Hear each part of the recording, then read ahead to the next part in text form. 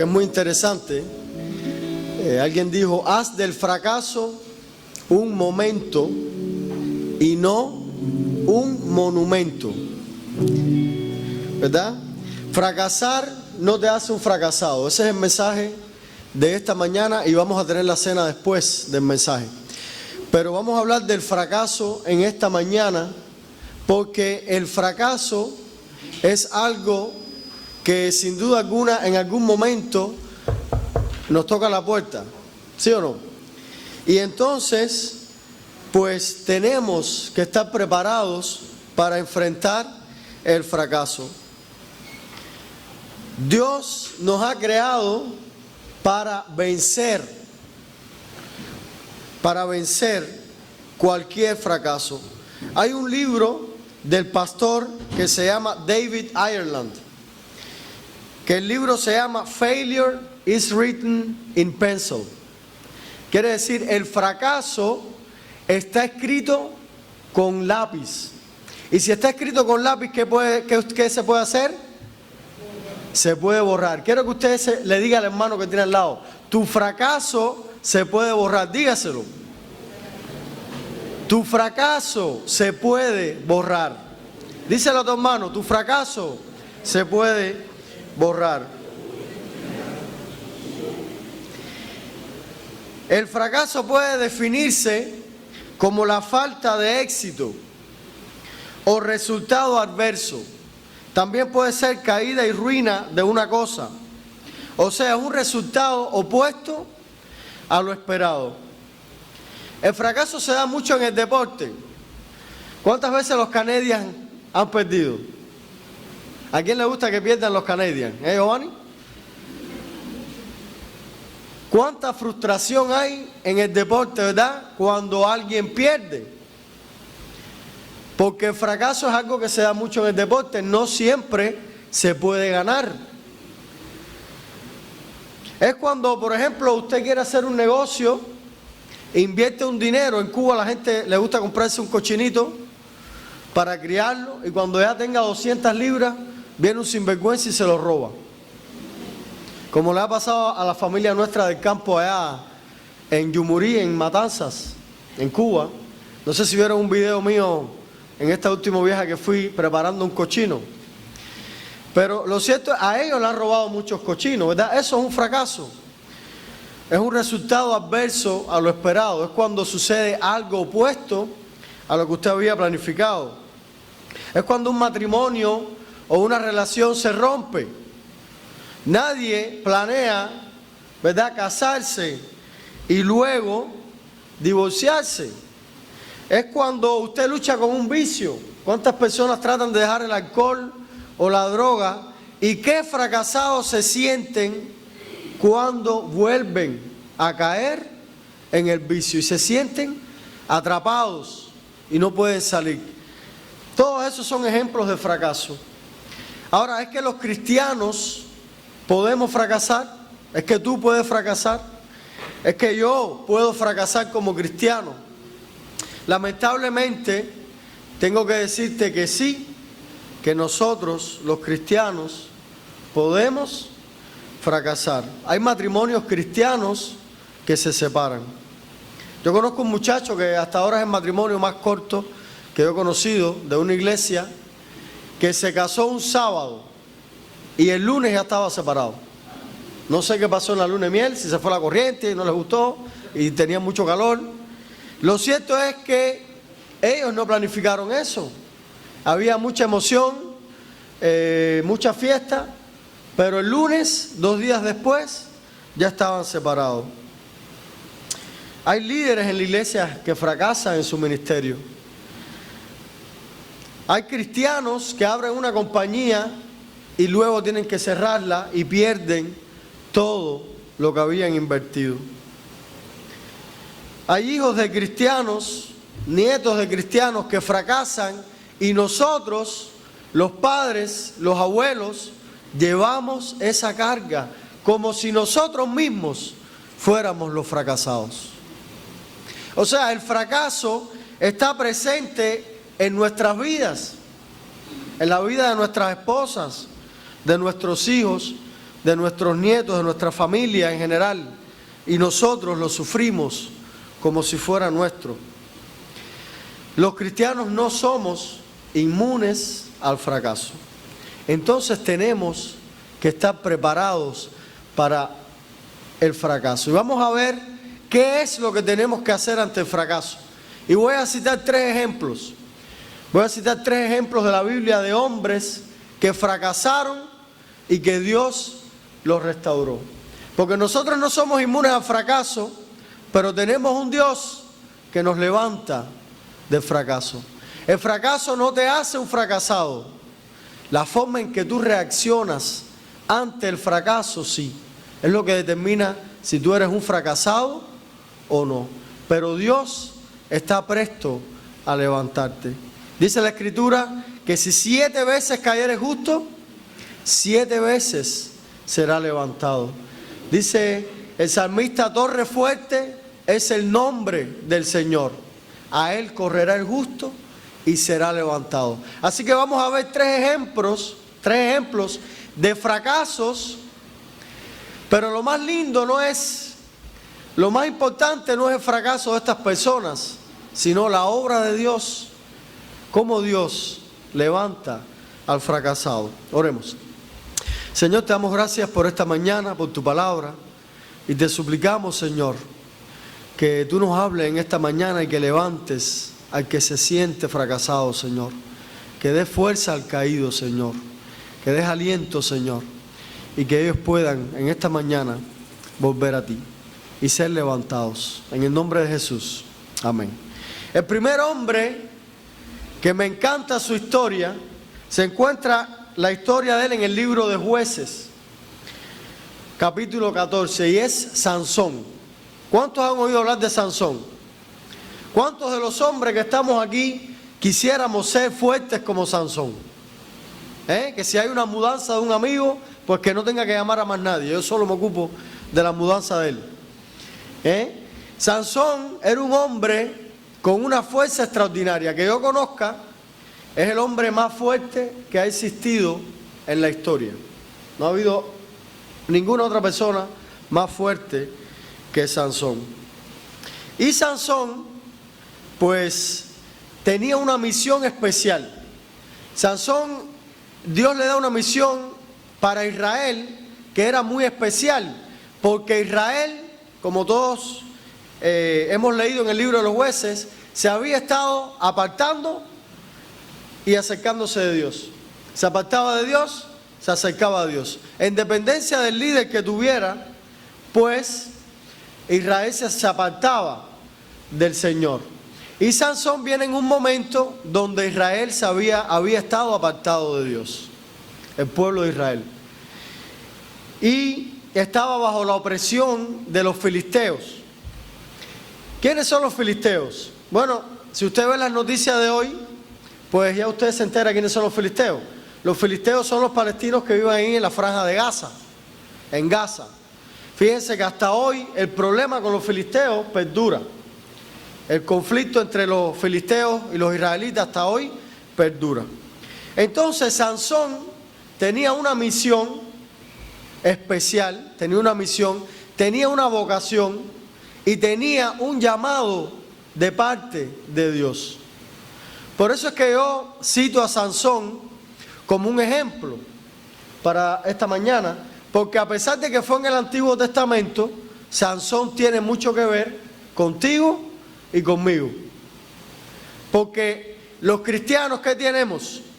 Tenemos una vocación, tenemos un llamado de parte de Dios y tenemos una misión especial en el mundo, ¿sí o no? Usted tiene, si usted no lo sabía, yo se lo informo, un llamado, una vocación y una misión especial en el mundo, al igual que Sansón. Pero Sansón era nazareo, no era cristiano, pero era nazareo. Y eso era un voto que tenía que cumplir con ciertos requisitos. Uno de los requisitos es que no podía tocar cadáver. Otro de los requisitos es que no se podía cortar el pelo. Otro de los requisitos es que no podía casarse con mujeres paganas. Y lo que vemos en la vida de Sansón, si buscamos el capítulo 14, los versículos del 1 al 9, vemos cómo dice que Sansón descendió a Timnat y vio en Timnat a una de las hijas de los filisteos.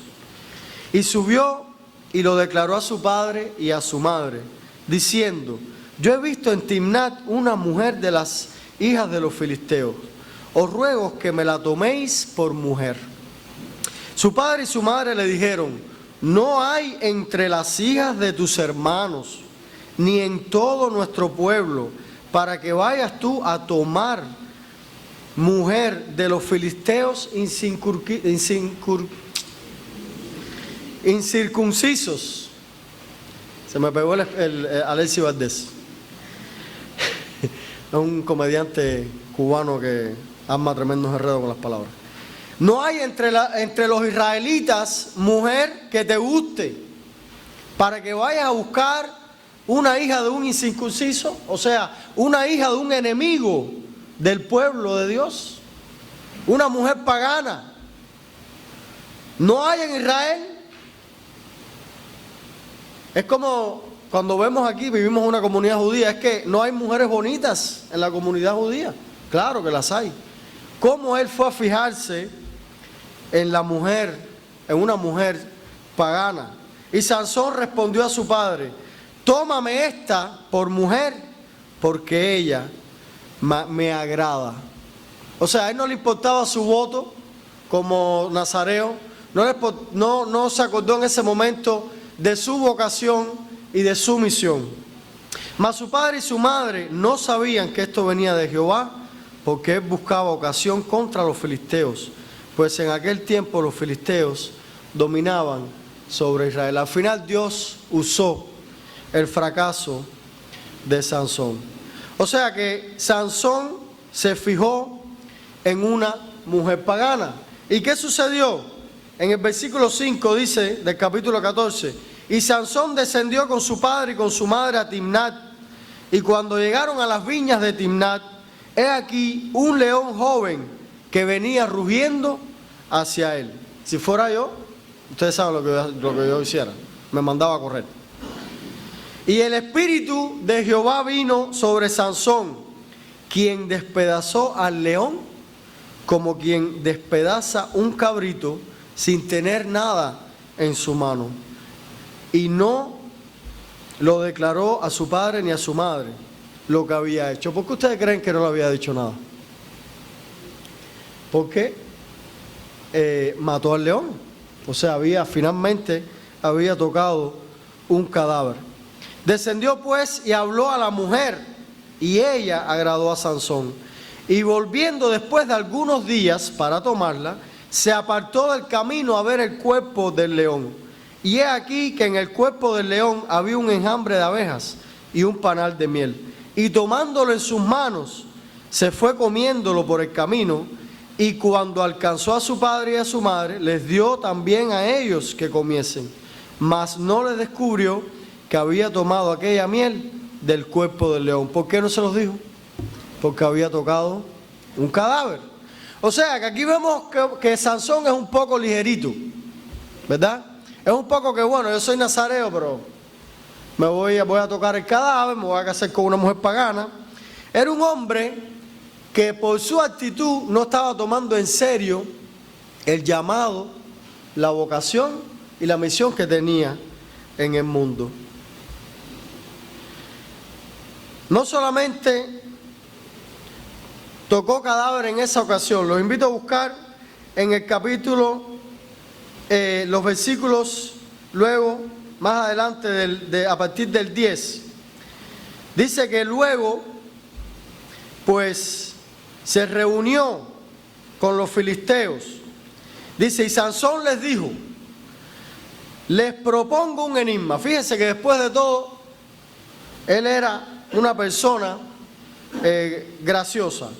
Se quería hacer el gracioso. Dice, y si en los 7 días del banquete, porque la fiesta, la boda, duraba 7 días, me lo declaráis y lo descifráis, yo os daré 30 vestidos de lino y 30 vestidos de fiesta. Mas si no me lo podéis declarar, entonces vosotros me daréis a mí los 30 vestidos de lino y los 30 vestidos de fiesta. Y ellos respondieron, propon tu enigma. Y aquí Sansón les propone el enigma les dijo, del devorador salió comida y del fuerte salió dulzura. Y ellos no pudieron declararle el enigma. ¿A quién se estaba refiriendo Sansón? Al león. Y solamente estoy citando esto para que tengan una idea de quiénes eran los filisteos. Los filisteos no eran personas muy buenas, que digamos. No eran buenas, no eran malos solo para con los israelitas, sino también entre ellos mismos. Fíjense que los filisteos al séptimo día le dijeron a la mujer de Sansón, induce a tu marido para que nos declare este enigma, para que no te quememos a ti y a la casa de tu padre. ¿Nos habéis llamado aquí para despojarnos? O sea, si ellos perdían el enigma tenían que darle 30 vestidos. Y esos vestidos eran valiosos, en aquel tiempo había crisis, ¿verdad? Y eran valiosos para Sansón. Por eso Sansón pide 30 vestidos para podérselo dar a la gente de su pueblo, para poderlos ayudar. Entonces ellos dicen, si tú no logras que tu marido te diga el enigma, te vamos a quemar a ti y a tu familia. Fíjense qué clase de gente eran esos filisteos. Y ella lloró en presencia de él los 7 días y tuvieron banquete.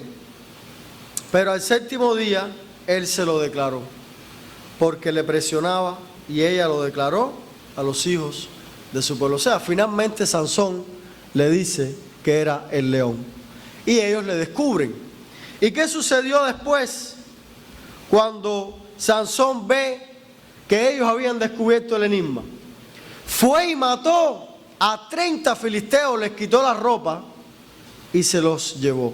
O sea, volvió a tocar cadáver, cometió asesinato. O sea que vemos que Sansón, ¿cómo ustedes creen que era Sansón? ¿Una persona de éxito en su ministerio o un fracasado?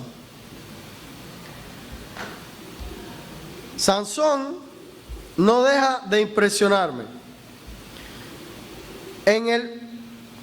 Fíjense, en el capítulo 16, versículo 1, ¿qué dice?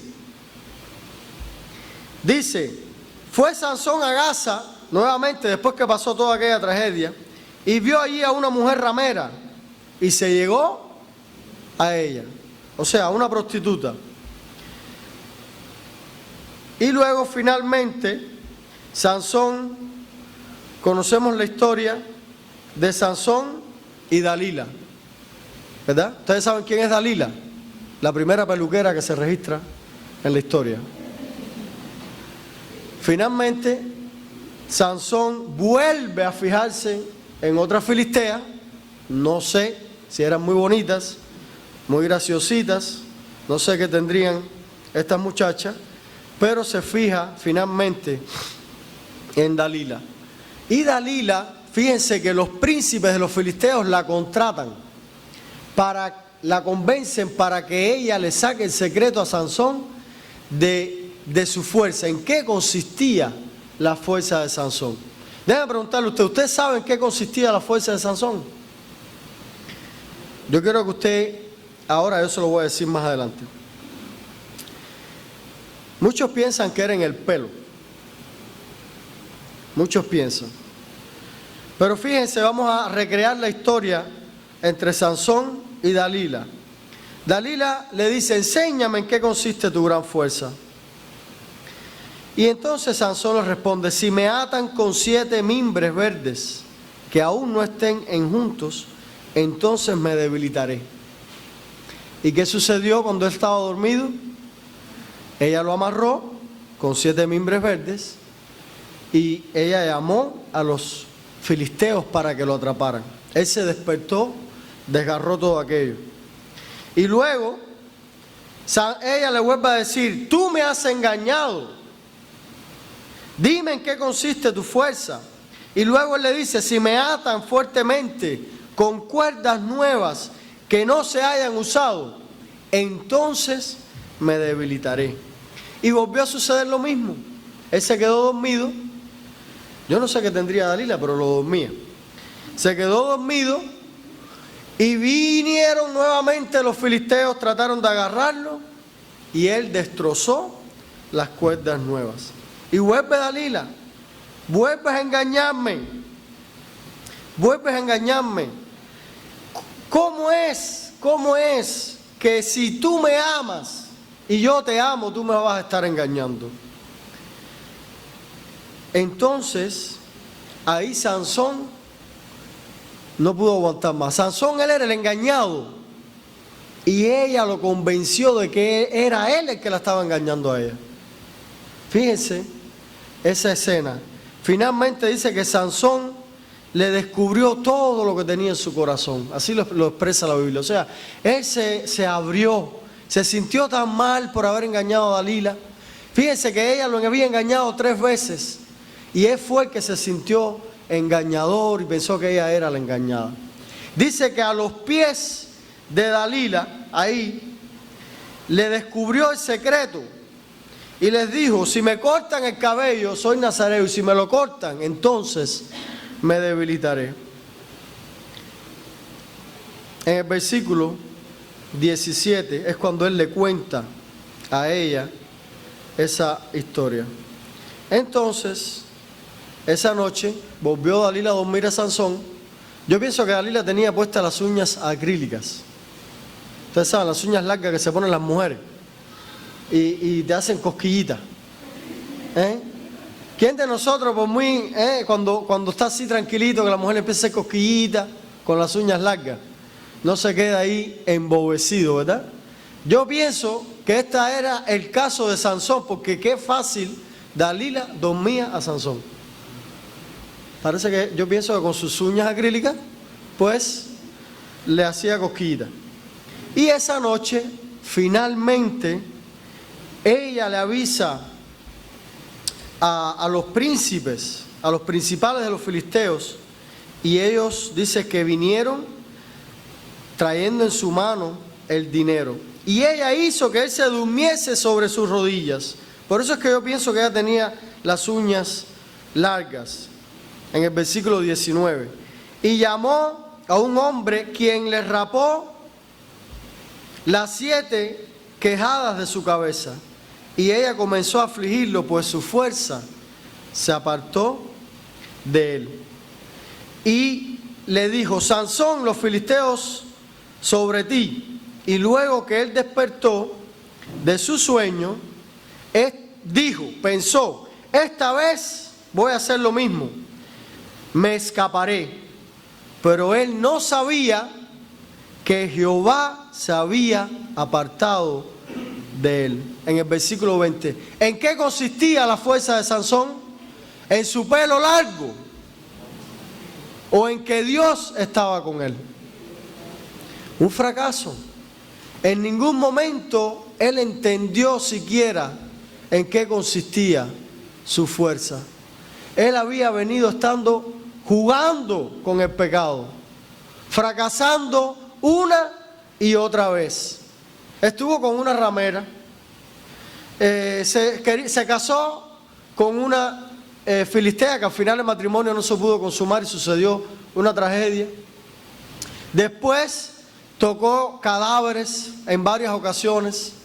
O sea, Sansón había venido fracasando y realmente pierde su fuerza porque ya Dios no toleró más su inmadurez. Fíjense cómo el versículo 20 dice que no sabía que Dios, Jehová, se había apartado del Dios, se hartó de Sansón, del poco carácter que tenía Sansón. Indiscutiblemente, Sansón hasta aquí había venido fracasando una y otra vez. Pero al final de sus días, ¿qué hizo Sansón? Ustedes saben, le sacan los ojos y lo usan de bufón. O sea, lo ponen a hacer chistes, lo cogían para burlarse de él. Y dice que hubo una fiesta en los filisteos y la casa estaba llena de hombres y mujeres y todos los principales de los filisteos estaban ahí. O sea, ahí estaba la cúpula del gobierno de los filisteos. Y en el piso alto, dice, habían como 3,000 hombres y mujeres que estaban mirando el escarnio de Sansón, o sea, se estaban burlando de Sansón. Entonces, fíjense, Sansón clamó a Jehová. Ya en este entonces, ya él había crecido el pelo, pero su fuerza no había recibido la fuerza. Si usted lee anteriormente, dice, ya el pelo le había crecido, pero la fuerza no se le devolvió, porque su fuerza no consistía en el pelo. ¿Cuándo le volvió la fuerza? En el versículo 28, dice, entonces clamó Sansón a Jehová y dijo, Señor Jehová, acuérdate ahora de mí y fortaléceme, te ruego, solamente esta vez, oh Dios, para que de una vez tome venganza de los filisteos por mis ojos. Sansón había entendido, ¿ustedes creen en este momento, que su fuerza, ¿de quién dependía? De Dios. Sansón fracasó, pero Sansón no fue un fracasado. Sansón en su fracaso se apartó de Dios. En su fracaso pecó. En su fracaso cometió muchos errores. Pero ¿qué hizo Dios al final de su vida? Dice que Sansón asió las 2 columnas de en medio sobre las que descansaba la casa y echó todo su peso sobre ellas.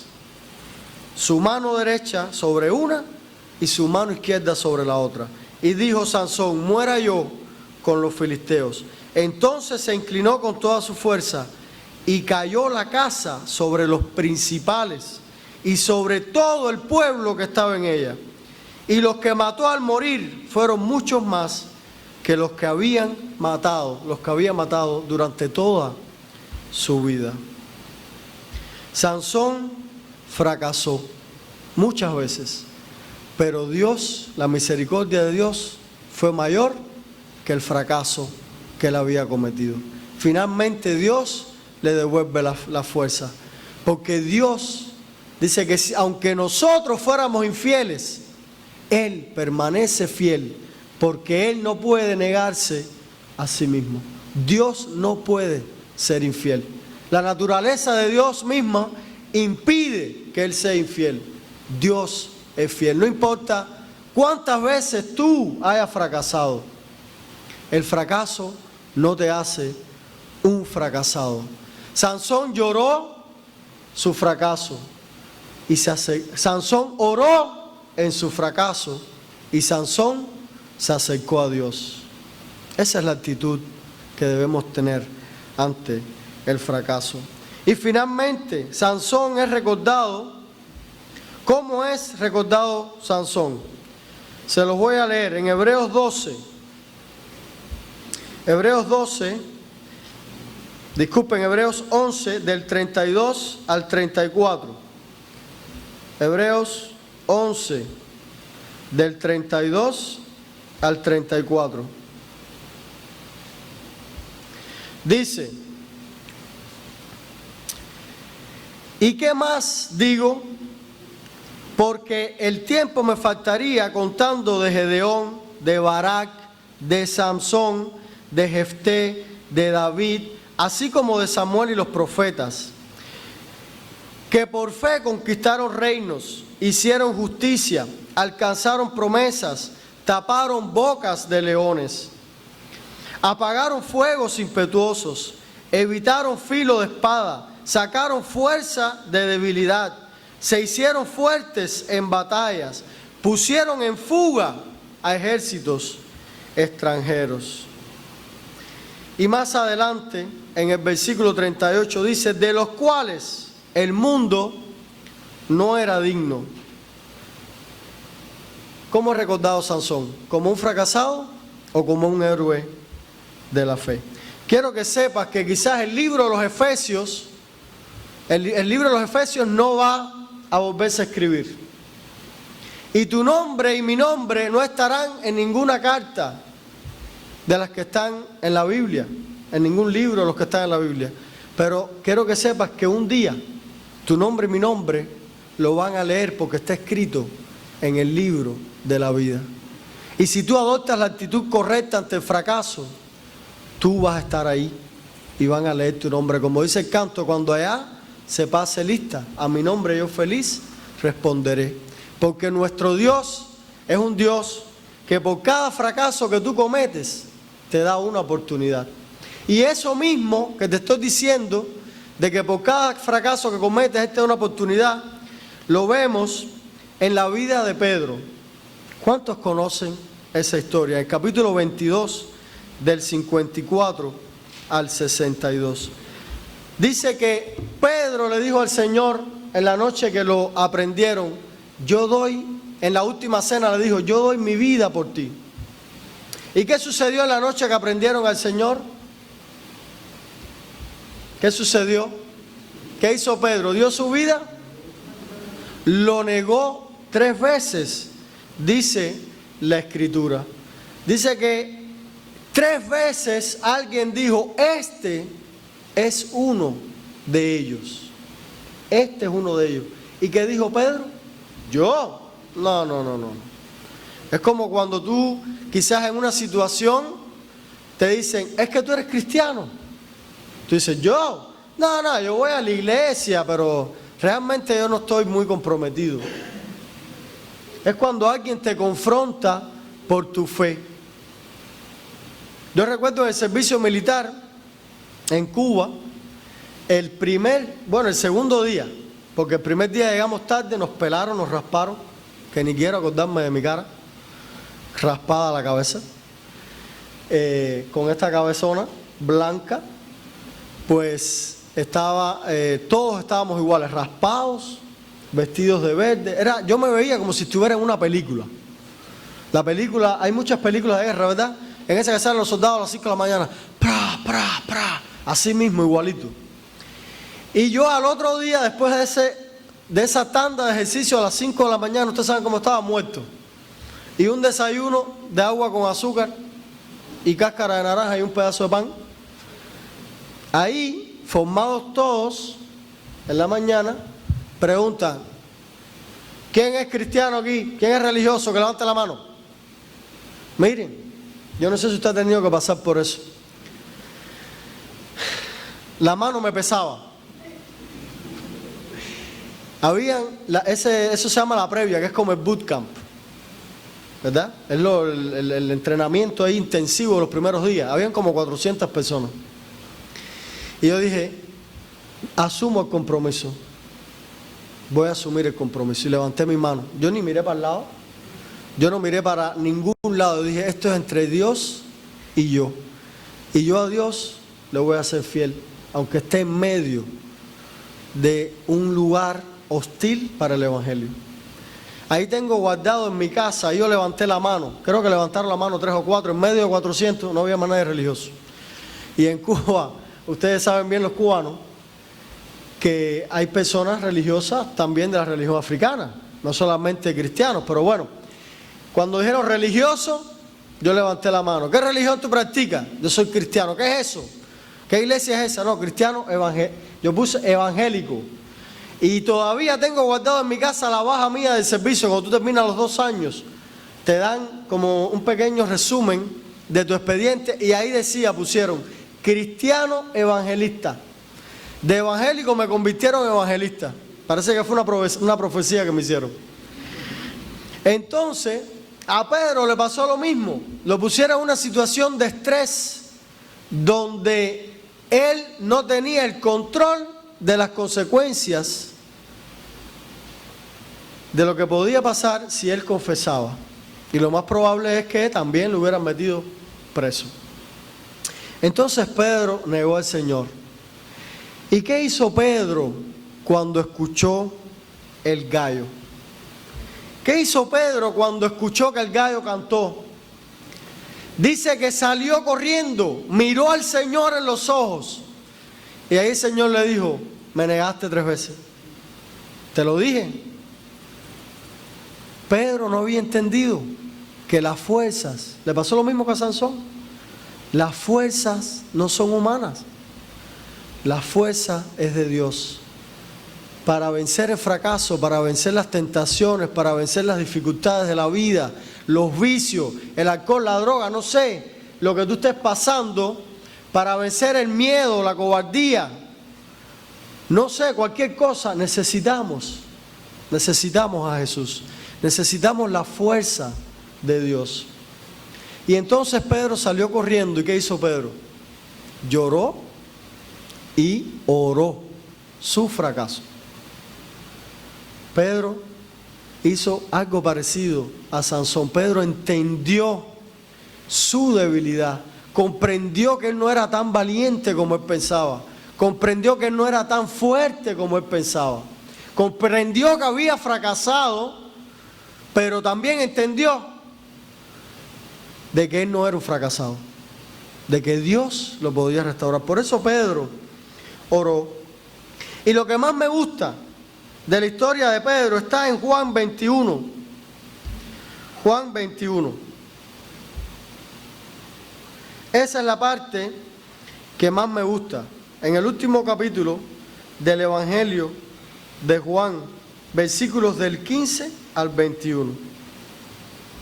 Dice, cuando hubieron comido, Jesús le dijo a Simón Pedro, Simón, hijo de Jonás, ¿me amas más que estos? Le respondió, sí, Señor, tú sabes que te amo. Y Jesús le dijo, apacienta mis ovejas. Eso fue después que Pedro lo había negado, se había arrepentido. Volvió a decirle la segunda vez, Simón, hijo de Jonás, ¿me amas? Pedro le respondió, sí, Señor, tú sabes que te amo. Y el Señor le dijo, pastorea mis ovejas. Y la tercera vez le dijo, Simón, hijo de Jonás, ¿me amas? Y Pedro se entristeció de que se lo preguntara una tercera vez, ¿me amas? Y le respondió, Señor, tú lo sabes todo, tú sabes que te amo. Y Jesús le dijo, apacienta mis ovejas. ¿Cuántas oportunidades le dio el Señor? 3.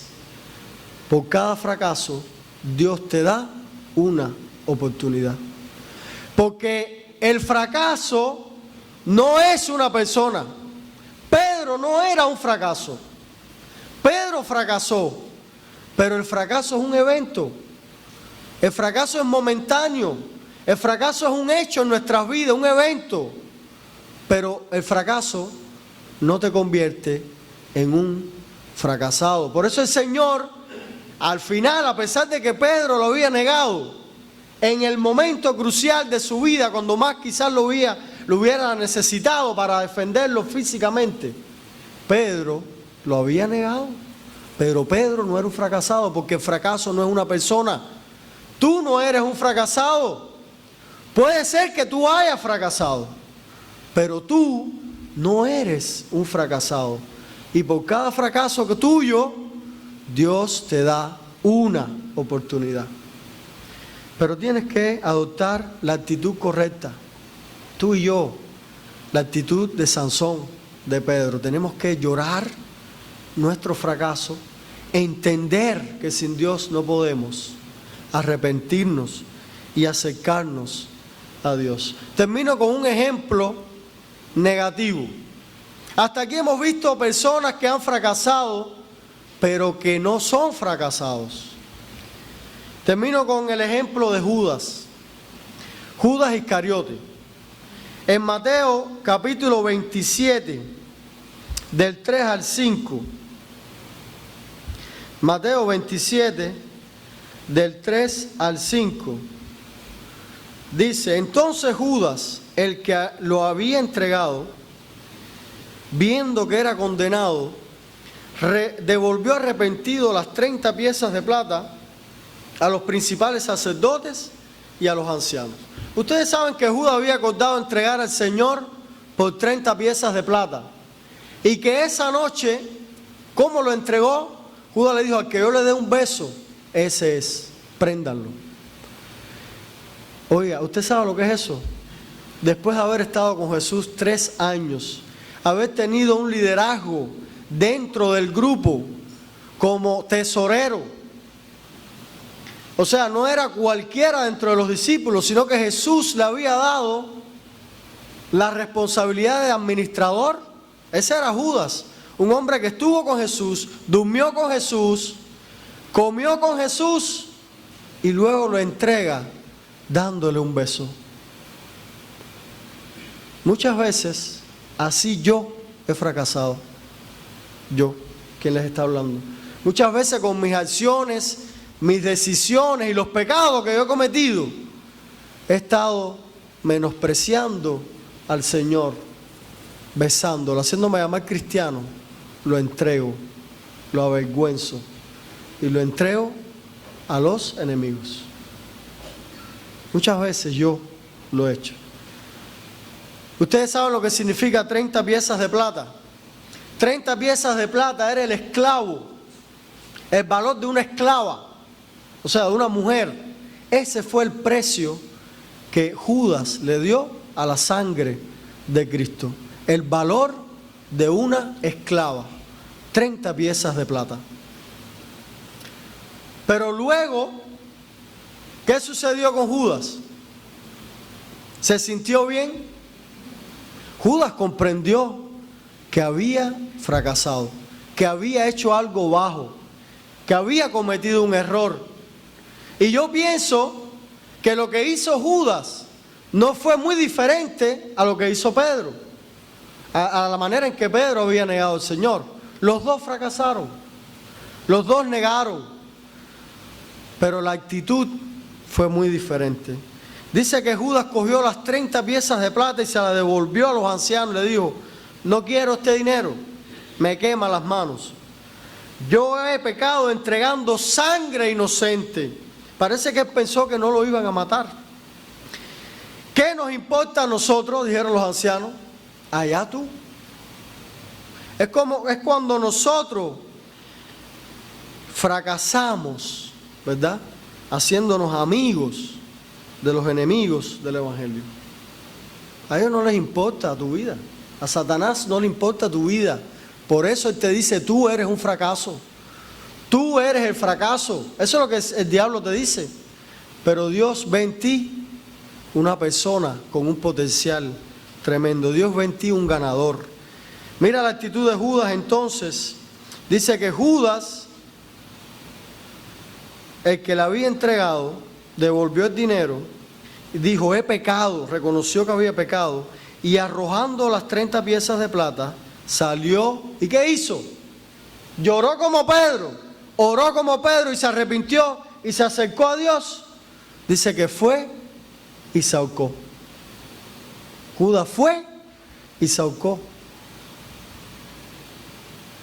Es increíble, a veces me llama la atención cómo una persona que conocía a Jesús de esa manera pudo tomar esta decisión.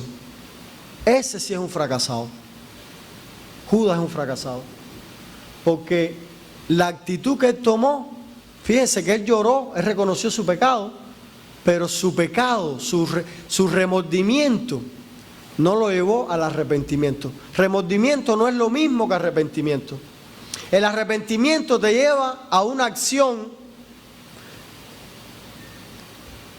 orar, sentirte mal, llorar y acercarte a Dios. El arrepentimiento genuino es cuando tú reconoces tu fracaso y luego te acercas a Dios después de orar y arrepentirte. Judas era un fracasado. Judas era un fracasado. ¿Qué compró las 30 piezas de plata? ¿Qué compra el precio que Judas le dio a la sangre de Cristo? Y esta es una de las partes que más me gusta. Dice que los ancianos con ese dinero, que tampoco quisieron meterlo nuevamente en el arca de las ofrendas, fueron y compraron el campo del alfarero. No se sabe si era un campo que había sido propiedad de un alfarero o era un campo donde también era posible que fueran los alfareros a trabajar. Por las características del suelo, estuve leyendo que también era posible que fuera un campo donde trabajaban los alfareros. ¿Y qué hacen los alfareros? Vasijas. La sangre del Señor finalmente compró un campo donde se restauran cosas que de otra manera no tienen ningún valor. Usted puede coger un puñado de tierra en la mano y eso no tiene ningún valor. Pero si un alfarero coge esa tierra y le da forma y hace una vasija, esa vasija sirve para guardar agua, sirve para guardar comida, sirve de adorno, sirve de muchas cosas. Eso es lo que hace Cristo con tu vida.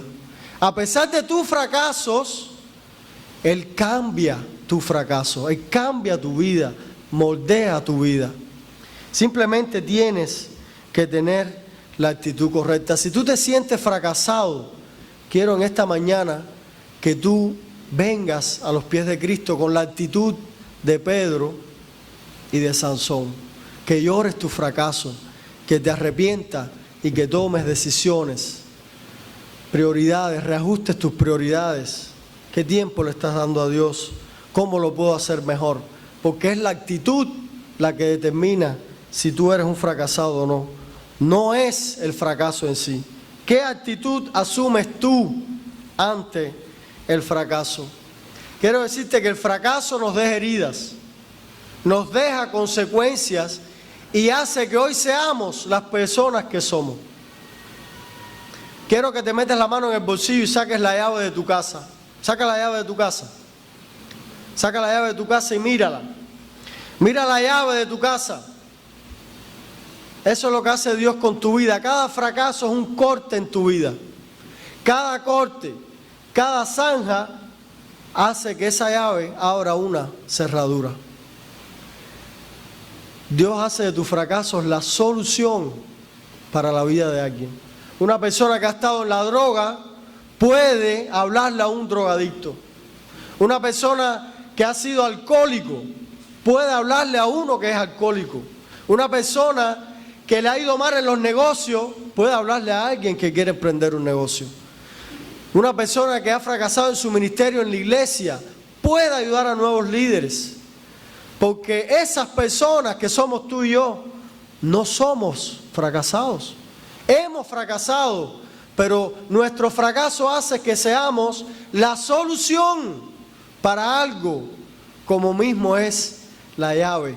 Cada llave con sus cortes, con sus zajas, es la solución para una cerradura. Y esa cerradura no se abre si no es con esa llave. Esa es tu vida y es mi vida en las manos de Cristo. Cuando venimos a Él caídos y Él nos levanta. Vamos a tener la cena, porque la cena es el momento en que nosotros, si nos sentimos fracasados, si reconocemos que hemos pecado, si reconocemos en esta mañana de que necesitamos a Dios, tenemos que venir. Porque hay un fracaso que es el peor de todos los fracasos, que fue lo que le sucedió a Judas. Y está en Marcos capítulo 8, versículo 36, que dice: pues ¿de qué le sirve a un hombre ganar el mundo entero y perder su alma? ¿De qué te sirve si en vez de fracaso tienes todo el éxito del mundo y pierdes tu alma? Ese sería el mayor fracaso de todos. Así que toma la actitud correcta. Tú no eres un derrotado, tú eres un vencedor si te pones en las manos de Cristo. Y quiero que en esta mañana, si tú has sentido que has pecado, que has fallado al Señor, que lo has negado, quiero que te reconcilies con el Señor. La cena es precisamente la oportunidad que tenemos para recordar la muerte de Cristo, para recordar lo que hace Cristo en nuestras vidas, para recordarnos que hay esperanza a pesar del fracaso. Así que invito por favor a los diáconos que vengan para que nos asistan en el momento de la cena.